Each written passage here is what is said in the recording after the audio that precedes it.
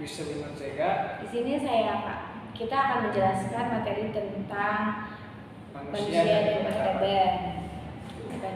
Nah, apa sih yang dimaksud dengan peradaban dan manusia atau manusia dan peradaban itu?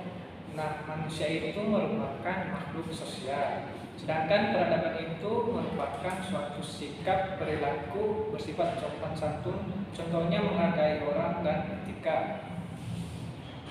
Nah, lalu istilah dalam peradaban itu dapat dipakai untuk menyatakan hasil-hasil kebudayaan seperti kesenian, ilmu pengetahuan dan teknologi, lalu adat sopan santun dan pergaulan. Lalu ada penyebab atau faktor pendorong terjadinya perubahan itu seperti apa tuh? Nah, faktor-faktornya ada dua, yaitu yang pertama faktor inter dan faktor ekstern. Nah, faktor inter itu contohnya bertambah dan berkurangnya penduduk. Kedua, adanya pertemuan-pertemuan baru. Tiga, konflik dalam masyarakat dan pemberontakan dalam masyarakat. Sedangkan contoh pada faktor ekstern, contohnya yaitu faktor alam yang berubah dan mengaruh kebudayaan lain.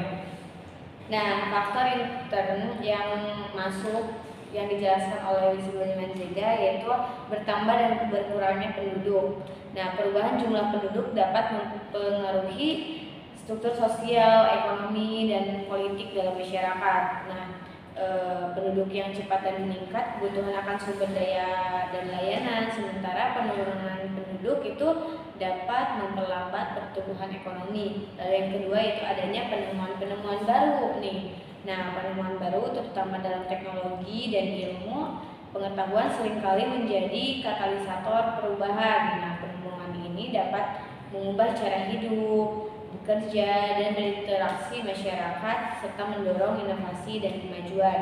Lalu yang ketiga, konflik masyarakat. Nah, pastinya juga itu dalam faktor internal atau faktor dalam yang masuk, yaitu pasti ada konflik seperti itu berbasis etnis, agama, atau politik dapat memicu perubahan sosial. Lalu ada pemberontakan dalam masyarakat seperti pemberontakan atau revolusi adalah bentuk konflik yang lebih besar dan serius yang dapat mengubah tatanan sosial dan politik secara drastis. Lalu faktor eksternal yang dari luar yaitu faktor alam yang berubah, perubahan iklim dan kondisi alam lainnya dapat mempengaruhi kehidupan masyarakat. Misalnya bencana alam seperti banjir, kekeringan, ataupun gempa. Lalu ada pengaruh kebudayaan lain. Nah, interaksi dengan budaya lain melalui perdagangan, migrasi, atau media massa dapat mempengaruhi perubahan sosial dan budaya dalam masyarakat.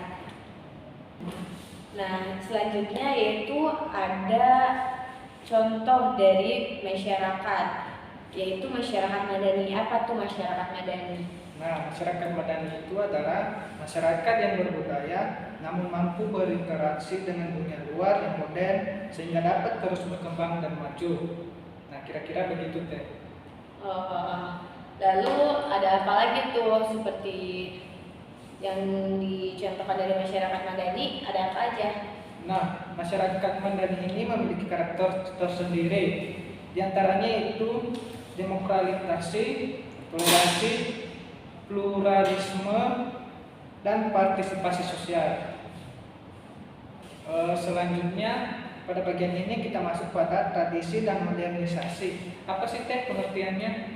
Nah, pengertian tradisi menurut para ahli secara garis besar adalah suatu budaya dan adat istiadat yang diwariskan dari satu generasi ke generasi lain dan diimplementasikan dalam kehidupan sehari-hari. Nah, modernisasi masyarakat itu adalah suatu proses transformasi yang mengubah dan mempengaruhi beberapa bidang, yaitu yang pertama di bidang ekonomi. Nah, modernisasi berarti tumbuhnya kompleks industri yang besar di mana produksi barang konsumsi dan sarana dibuat secara massal. Lalu di bidang politik dikatakan bahwa ekonomi yang memerlukan adanya masyarakat nasional dengan integrasi yang baik. Lalu ciri-ciri modernisasi nih. Ada kebutuhan materi dan ajang persaingan kebutuhan manusia, lalu kemajuan teknologi dan industrialisasi, individualisasi, sekularisasi, diferensiasi dan aktualisasi. Lalu modernisasi ini banyak memberi kemudahan bagi manusia. Nah, berkat jasanya hampir semua keinginan manusia termenuhi, melahirkan teori baru nih. Ciri modernisasi itu lalu mekanisme masyarakat berubah menuju prinsip dan logika ekonomi serta orientasi kebendaan yang berlebihan. Lalu akan dijelaskan lagi tentang peradaban dan problematika nih. Nah, apa itu peradaban dan problematika? Akan dijelaskan oleh. Nah, peradaban dan problematika itu bisa disebut dengan konsep kebudayaan, di mana konsep kebudayaan adalah perkembangan kebudayaan yang telah mencapai tingkat tertentu yang tercermin dalam tingkat intelektual, keindahan, teknologi, spiritual, dan terlihat pada masyarakatnya. Kebudayaan ini bersifat dinamis. Nah, itu saja yang dapat kita sampaikan. Apabila ada pertanyaan, silahkan di kolom komentar. Nah, sekian dari kita. Terima kasih. Wassalamualaikum warahmatullahi wabarakatuh.